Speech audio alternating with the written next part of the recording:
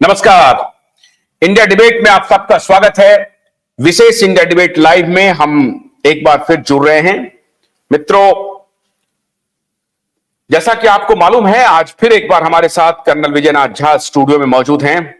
आज हम ये कोशिश कर रहे हैं कि जो न सिर्फ सहारा के जो निवेशक हैं देश भर में, उनकी क्या स्थिति है एक बार फिर सुनेंगे उनकी जुबानी, और सहारा के निवेशक के साथ साथ आज हम अपने दर्शकों को, खासतौर से सहारा के दर्शकों को, यह बताएंगे कि देश में रजिस्टर्ड चिट फंड कंपनियां कितनी हैं और उससे कितने लाखों करोड़ लोग जुड़े हुए हैं।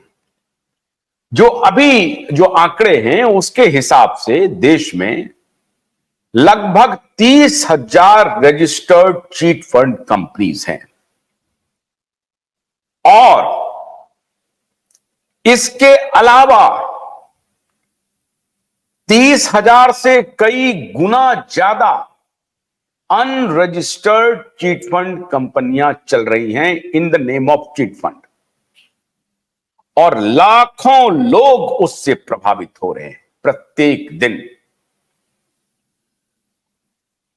जिन चिट फंड कंपनियों में, जैसे कि सहारा तो फिर भी कुछ ना कुछ वाइट में इनके बहुत सारे कारोबार हैं। होटल व्यवसाय है, हॉस्पिटैलिटी का व्यवसाय था, हालांकि वो हॉस्पिटल अब बिक गया, जो बड़ा हॉस्पिटल था लखनऊ में। इसके अलावा हाउसिंग फाइनेंस है, इसके अलावा LIC है। वो सब तो काम कर रहा है अपने तरीके से, कानून के अंदर में काम कर रहा है।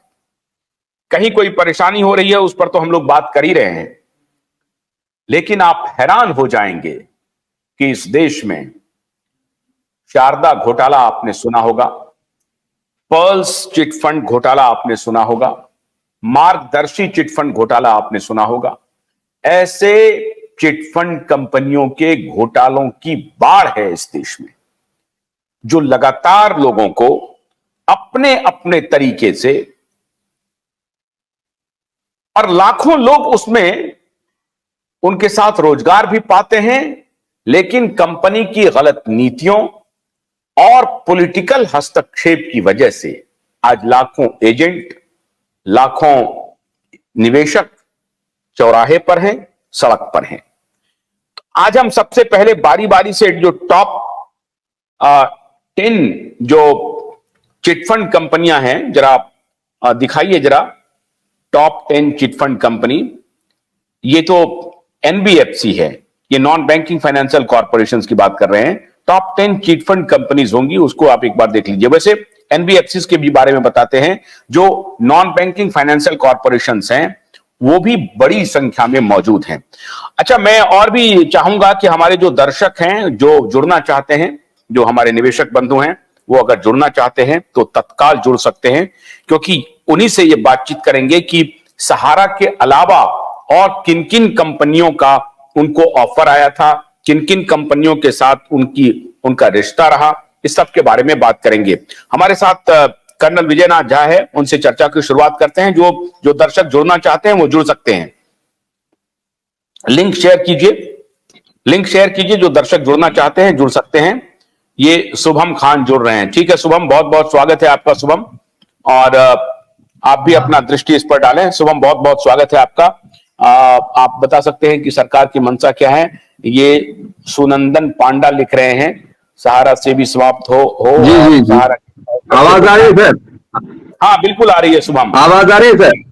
हाँ बिल्कुल आ रही है। मेरा मानना है, जी सर, मेरा मानना है कि बस अब लास्ट स्टेज में है। मैं ये चाह रहा था कि फाइनल जो लोग समझ नहीं पा रहे हैं, बार बार मैं कह रहा हूं कि बार बार लोग सहारा की बुराई और फिर निवेशक आपस में लड़ रहे हैं, तो समाधान सॉल्यूशन तो ये है कि जो पैसा है आपके पास उससे कम से कम निवेशकों का भुगतान किया जाए। देखिए, आपस में लड़ने से कुछ नहीं होगा। आपका इतिहास रहा है, PACL का पता कर लीजिए।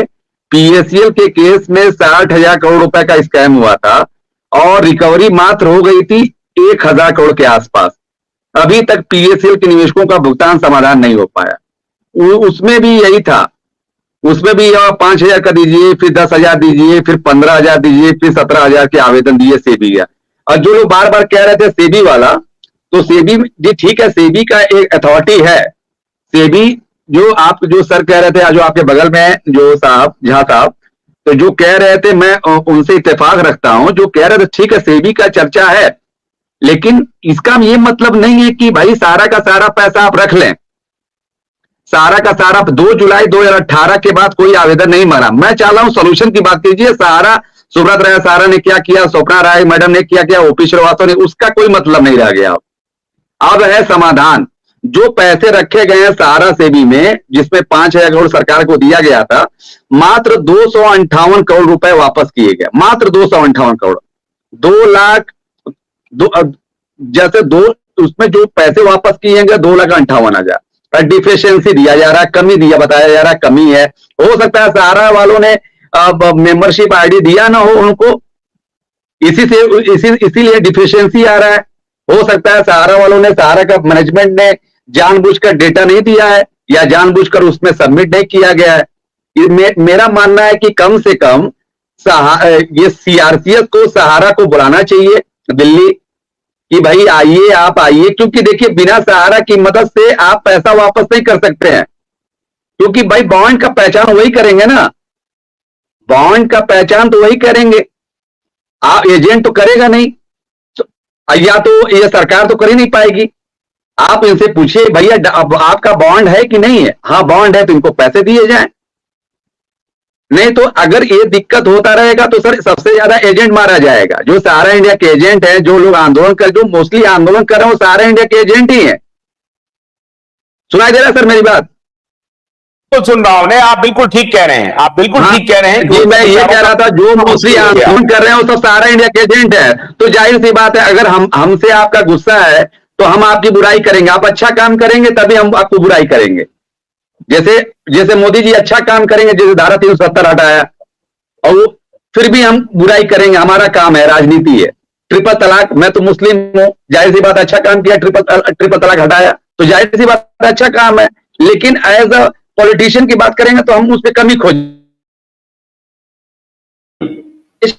में जो मतलब हमको समाधान की तरफ बढ़ना।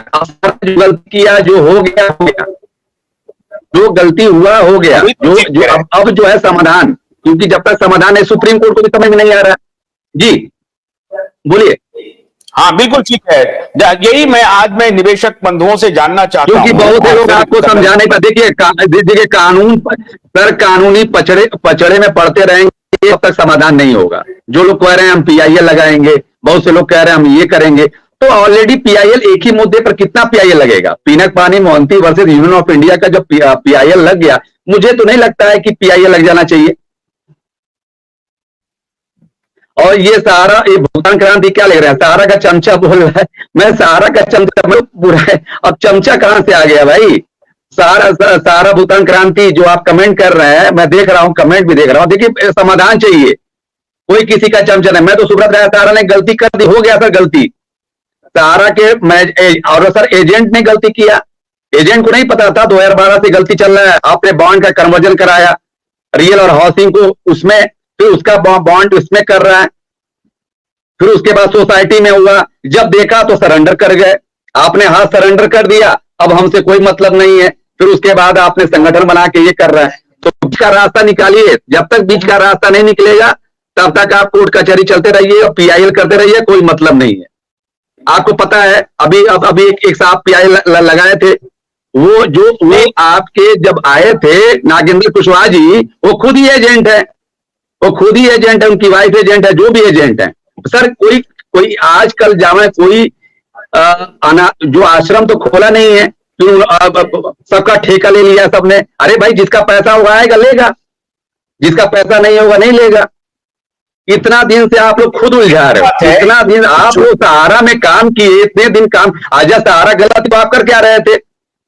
अगर सहारा गलत ही ये संस्था सीआरसीएस से दिया रहा लाइसेंस, तो भैया समाधान निकालिए, नहीं तो फिर वही हो जाएगा जैसे पीएससीएल का हाल हुआ, जैसे शारदा चिट फंड का कंपनी का हाल हुआ, जो से आपका थंबनेल है, शारदा चिट फंड है, आदर्श क्रेडिट कोऑपरेटिव सोसाइटी, उसका तो दूर दूर तक हाल ही नहीं है।